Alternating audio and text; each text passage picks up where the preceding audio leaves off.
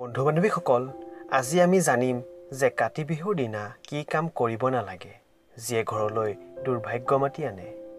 এই কাতি মাহত যদি সদায় তুলসী তলত বন্তি জ্বলোৱা হয় তথা প্ৰাৰ্থনা কৰা হয় তেন্তে ই অত্যন্ত শুভ। কাতি বিহু আমাৰ বাবে এটি পবিত্ৰ তিথি। এই কাতি বিহুত আমি প্ৰত্যেকেই চোতালত তুলসী ৰুই চাকি বন্তি জ্বলাই ঈশ্বৰৰ ওচৰত প্ৰাৰ্থনা কৰোঁ। এই কাতি বিহুতে আমি ধাননি পথাৰ, ঘৰ দুৱাৰ, ভঁৰাল সকলোতে চাকি বন্তি ধূপ জ্বলাই লক্ষ্মী দেৱীক আৰাধনা তথা আহ্বান জনাওঁ। গতিকে এনে পবিত্ৰ তিথিৰ দিনা কি কাম কৰা অনুচিত তাৰ বিষয়ে জানো আহক।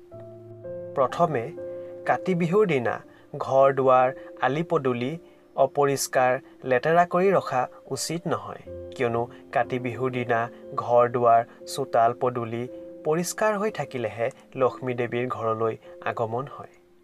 দ্বিতীয়তে, কাতি বিহুৰ দিনা ৰান্ধনি ঘৰ পৰিষ্কাৰ কৰি ৰাখিব। আনহাতে ৰান্ধনি ঘৰৰ চৰু কেৰাহী কলহ আদি উদং হৈ থাকিলে মা লক্ষ্মী অসন্তুষ্ট হয় আৰু তেনে লোকৰ কেতিয়াও দুখ নুগুচে।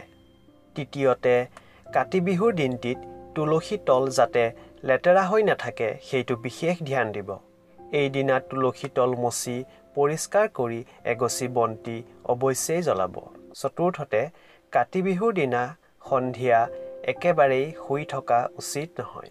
এনে সময়ত যদি শুই থাকে তেন্তে মা লক্ষ্মী ৰুষ্ট হয়, তেওঁ গৃহত্যাগ কৰে।